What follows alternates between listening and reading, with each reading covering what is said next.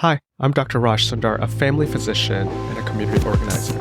You're listening to Healthcare for Humans, the show dedicated to educating you on how to care for culturally diverse communities so you can be a better healer. This is about everything that you wish you knew to really care for the person in front of you, not just a body system. Let's learn together. Welcome back, everyone. This episode is a bit different. Let me tell you how I got here. When I think about what can make healthcare more human, I usually start by reflecting on my own clinical experiences. Something makes me wonder.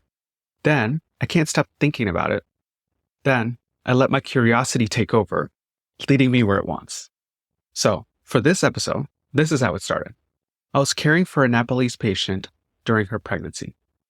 As a primary care physician, my MO is building relationships, even if it's often with those very brief 20-minute spans over several years, right? Usually that's how long it takes. But pregnancy, it's different. I get to build something quicker and deeper over the span of 9 months.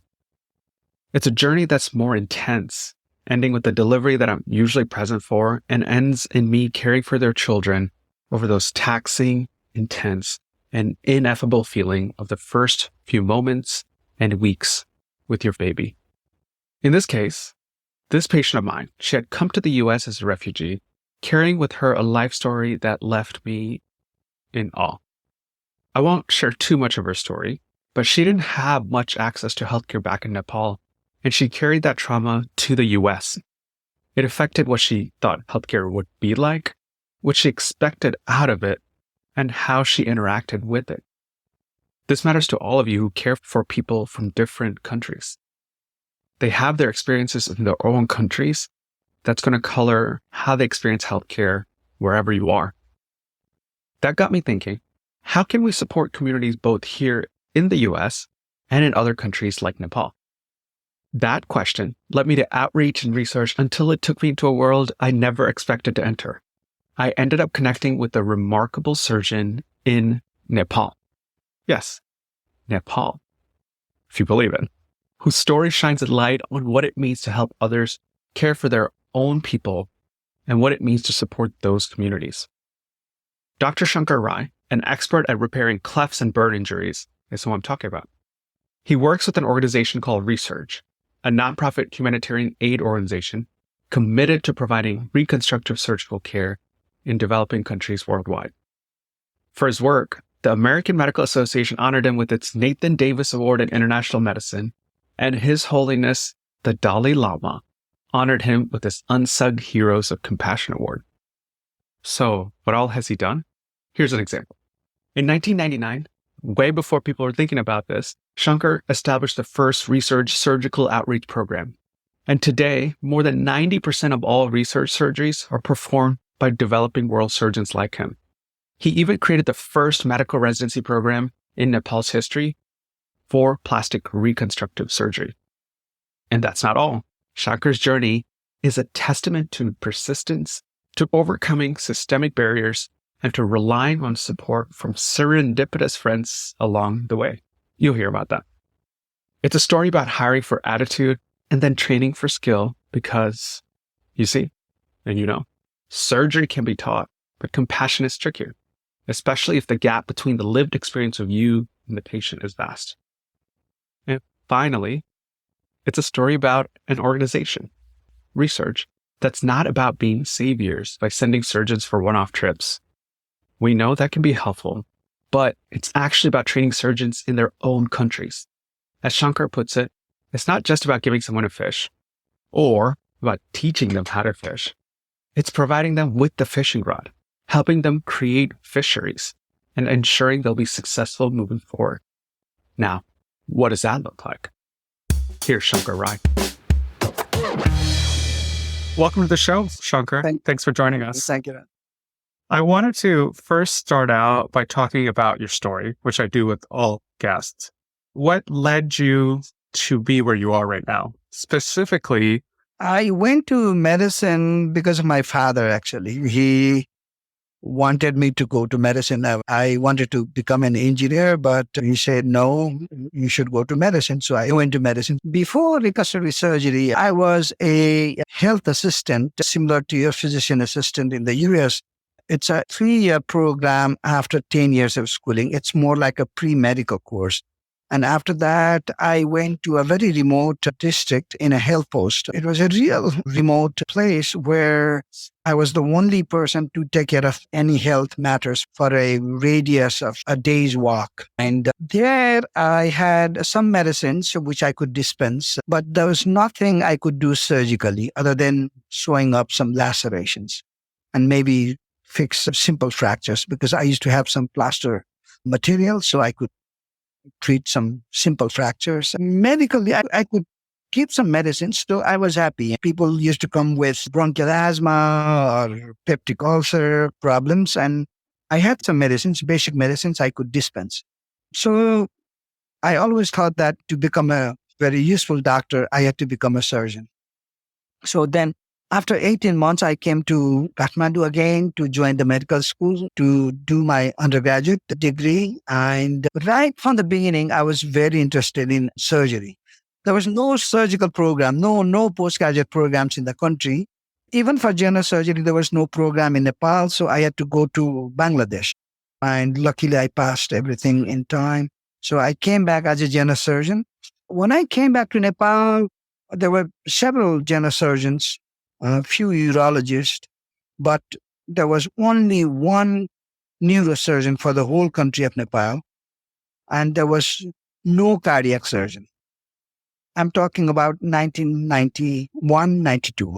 And at that time, there were many Japanese surgeons working in the hospital where I used to work.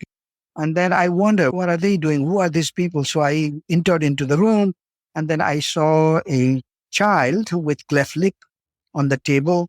And then the surgeon was marking. The child was already anesthetized and he was marking. So I could see the whole thing in the beginning. And I had time, so I stayed there behind the surgeon. The surgeon was seated on a stool. And so he started operating. And then it took him maybe 45 minutes or so to finish the surgery. And at the end of the surgery, I could not believe my eyes. The child's face looked perfectly normal, as if there was no cleft. That really caught my imagination. I said, this is what I want to learn. This is what I want to do. So I introduced myself to the surgeon, and I asked him whether he would be kind enough to teach me how to do this kind of surgery. I told him that I'm a general surgeon. I do not know anything about this kind of surgery. Would you be interested in teaching me? Then he said, oh, sure. We're looking for somebody local who would learn these things from us and then provide this service in the country on a regular basis. So that's how I got introduced to plastic surgery. I love that you detailed your impressive story in 10 minutes with vivid moments. I can really picture it. You in that OR looking at the cleft lip and then deciding this is how you're going to commit your life to changing how things are working in Nepal. And I want to focus on two parts of this. One is yourself and getting trained up. I have a few questions about that. And then second is patient experiences. So let's start with your experience, because what I also heard from that story was mentors, people who are kind to you when you kept showing up and decided, I'm going to educate somebody who's eager to learn. And then two, you coming to the US and studying here to build up your skills. What did that support look like? So ultimately, you could become the surgeon you wanted. Because a lot of people take that step and then they're not able to become a surgeon because their systems are hard and complex to navigate. The surgeon who facilitated the process of going to the US was not from Resurge, actually. This was a surgeon, a hand surgeon working in Dallas, Southwestern Medical Center. So the plastic surgeon from Dallas was visiting the king here. And so he met the king, and then he came to know that there was no plastic surgeon in the whole country. This surgeon didn't know me at all, okay? So he went to the king and he told the king that, oh, it's surprising that you do not have a plastic surgeon in the whole country of Nepal. So I want to help you by training one. in the US. And then I was selected by him. I said, would you like to go to US to become a plastic surgeon? That's what he asked me. That was the second question he asked me. There was no chance of me doing plastic surgery, even though I was learning from the visiting teams. So he went back to the US and he told me that if you want to just visit for a few months and observe, then you don't have to do the USMLE. But if you want to get hands-on training for a long duration of time, like a year or two, then you have to do USMLE. Then I said, I would certainly like hands-on training, obviously, because the only training I was getting in Nepal was 2 weeks every 6 months. I will take the challenge because I was already a general surgeon then, but I had to take the USMLE, which was not easy. At that time, there were 2 steps, step 1 and step 2. Each step would cost, I think, $1,000 a fee. And then there was no examination center in Nepal, not in India. The nearest was in Bangkok. So I had to go to Bangkok also. Now, I was a general surgeon. I didn't have any money to pay $1,000 for 1 step, $2,000. No way. That would be my almost a year salary. So there was no way I could pay that much of in a fee. And then on top of that, I had to go to Bangkok twice, right? So there was no way I could do that. But a friend of mine from Seattle, who is a professor at the University of Washington in the public health division, the department, he was somebody who was a good friend of mine for quite some time at that time. So I told him that I'm trying to get into this, but I didn't have the money. So he said, no, don't worry, I'll pay for you. So he paid for my fees, 2 steps. And then he also gave me money to go to Bangkok. And then once I finished, again, I didn't have the money to go to US. I had to buy the air tickets. And after several years, when I started making some money, I told him, I'm going to give the money back to you. But he would not accept it. Then the only way to pay him back was helping others, how he helped me. So I have helped several people afterwards, almost doing the same thing. I paid for the USMLE fees and paid for the airfare for a few of my colleagues. So I helped them financially to cover their expenses. In a sense, I feel that I paid him back. Yeah, one of the main barriers for anybody getting into the profession, especially if you're international, is money and resources. I think you gave such an example of how people can help each other and pay it forward. Or we make it easier with systems, not making USMLE so expensive, because that company makes a lot of money giving tests, finding ways to make it more accessible. That's another conversation to have too. The other thing that I wanted to bring up was you came back to Nepal, because a lot of people come to the US and stay. What made you say, after you finished the fellowship in the US, I'm not going to try to stay in the US and practice my craft here. I'm going to go back to Nepal. It never occurred to me to stay in the US right from the beginning. It never occurred to me that I would stay there. In fact, you'll be surprised when I was being interviewed for the visa at the American embassy here, first time, the person was asking me, oh, so you want to go to US for plastic surgery? And then he was asking, so you claim that you are going to come back to Nepal. So are you sure you are coming back? And I told him, that's the only reason I'm going to go there. If I cannot come back, there is no reason why I have to go there. He was surprised. The person who was interviewing me was surprised. And then he suddenly asked me, do you know how much money a plastic surgeon makes in the US? I said, no, I do not know. And then I don't have to know because I'm not going to stay there. So I don't have to know. He laughed. But anyway, he gave the visa. What a funny story. Yeah. It says a lot about you. I'll tell you another story. After 1 year in Dallas, I came back to Nepal because I had this position of assistant professor in the university. So I wanted to maintain that. I had to work in Nepal. I had already gotten the position of fellow in Cleveland Clinic before I finished my 1 year in Dallas, but I wanted to come here and work for 1 year so that I would get that position. So I came back, and then to go back to the US, I had to get the visa from the ECFMG. For all the foreign graduates, the ECFMG has to issue a paper for the visa.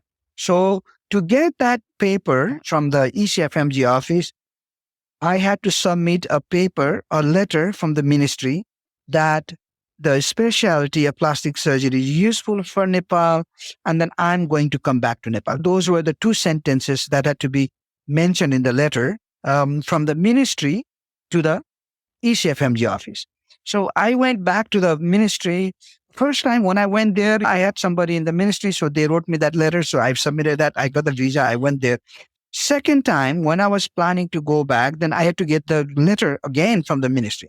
Then the government was totally different, and they would not give me that letter. Well, how do we know that you are going to come back? We know the specialty plastic surgery is needed for Nepal, but how do we know that you are going to come back? And then I told them, I was there for 1 year. I came back. So, I will come back again. Then they said, oh, no, you came back. We know, but you may not come back next time. So how do we know that you are going to go? So they took 2 months. And then even after 2 months, they were not giving me any letter. Then the time was kind of passing by and I was scared what's going to happen. So I never get back there. That was my fear. So I started thinking, I have to find a solution for this. So I started thinking, ECFMG office in Philadelphia would get thousands of those letters, right? From hundreds of countries. How would the person in Philadelphia know that the person who is supposed to write that letter should be this and this?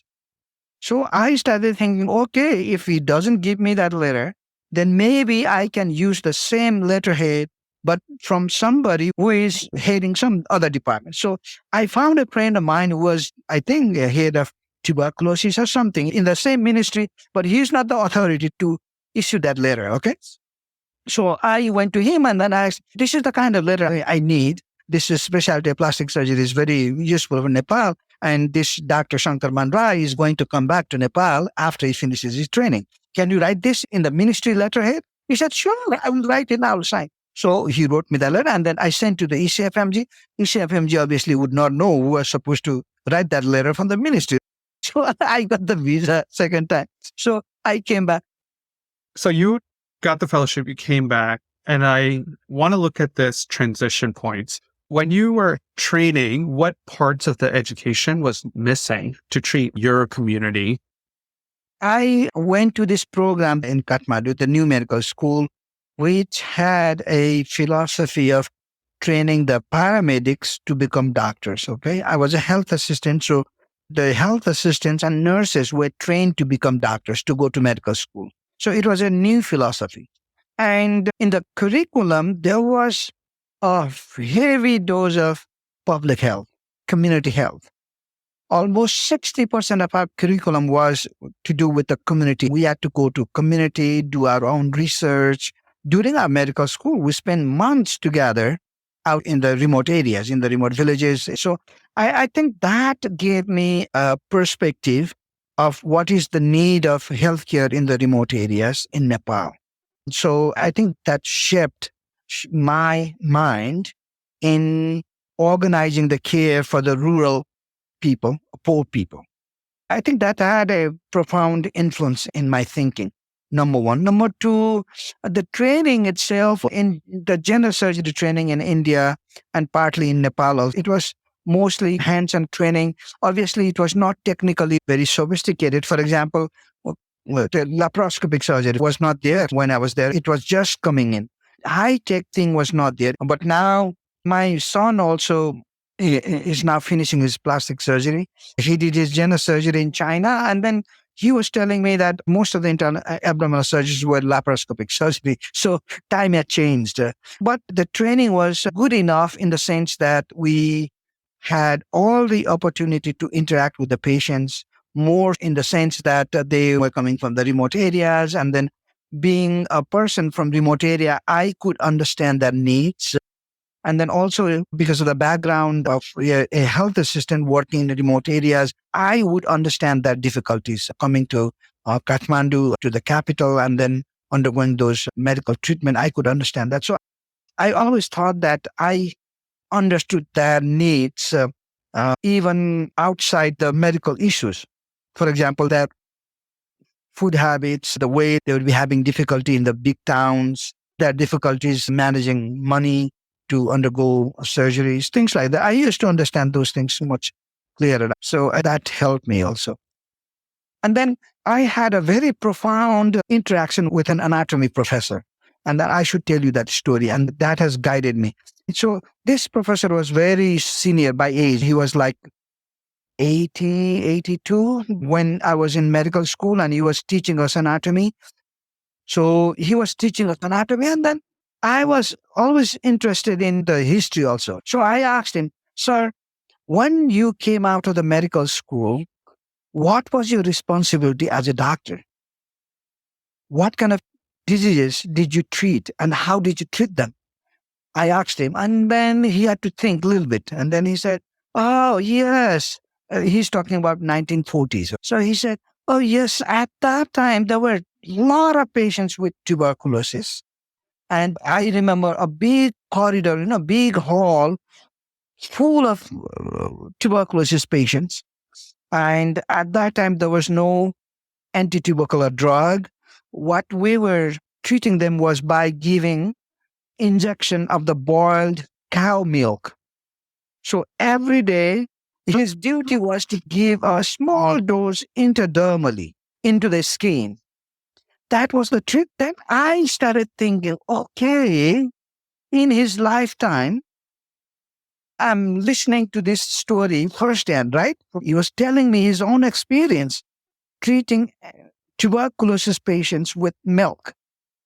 By the time he was telling me that story, we knew the regimen. Okay, we have to give streptomycin for so many months, and isoniazid, and rifampicin, and things like that. Look, how much had changed. Do you understand what I mean? In his lifetime, he could see so much change. In our lifetime, we have seen so many changes. Then I realized that the treatment that we provide today, our people, our younger generation, after 20 years, they're going to laugh at us. So I think it doesn't matter what kind of treatment we do, probably in a big picture, how we treat our patients, how we interact with them, how we develop our human relationship with them. I think that's more important. Same thing with the historical nurse, Florence Nightingale. Imagine what kind of nursing care was there at that time, and then how many nurses have been there after her time and today. But we don't remember any nurse. We remember Florence Nightingale. Not because she practiced nursing at a very high level, but because she was humane. And then we remember her even today. No, that's so good, because part of what I hope to do with this podcast is remind people the importance of humanity in medicine. And I think what I'm hearing from you and noting is just that the actual science of medicine changes, as you said, from boiled milk to our 4 or 6 hour therapy, right? For therapy for tuberculosis. But the humanity part of it and the connections we make don't change. And doing that in a caring way is important. And you started out talking about how, because you were from rural Nepal, you understood what people are feeling going to the big cities and how they were worried about their money and how it was overwhelming. So it helps to have people from diverse areas, like from rural Nepal, to care for people in that way. And when you're in leadership meetings, when you're creating organizations, I think you probably think about that. Okay, let's transition to Resurge. Because you created a model and then decided to partner with Resurge for other countries. I think this is part of your boldness. It was a very slow process. I didn't have the whole picture in the beginning. Things evolved slowly over the time. For example, when we started getting the help from Resurge to provide that service, after the training, many times people think that, okay, you train somebody and then they will start providing the care. It's not true. I always give this analogy of teaching somebody how to fish. You teach somebody how to fish, but if the person who wants to fish doesn't have a fishing rod, they are not going to fish. So you have to provide them a fishing rod. I like that analogy a lot better, because I think people just get stuck in the first type of the analogy, whereas don't give a fish, teach somebody how to fish. And then, as you said, but what if they don't have a fishing rod? Just teaching them how to fish doesn't mean that they are going to fish, right? So Resurge is an organization that provided me the fishing rod as well, which means that for providing the care, you need funding. You have to travel, you have to buy medications, you have to buy sutures, you have to pay the anesthesiologist, you have to pay the hospital. There are a lot of things involved, right? So I was lucky that Resurge connected me to Smile Train, who provided the funding for carrying out cleft surgeries. And then Resurge also provided me the funding to do a burn reconstruction. Post-burn Resurge also provided me the funding to train a new generation of plastic surgeons. The analogy is after you teach somebody how to fish, you give them the rod, then that's not enough. You start teaching them how to develop fisheries.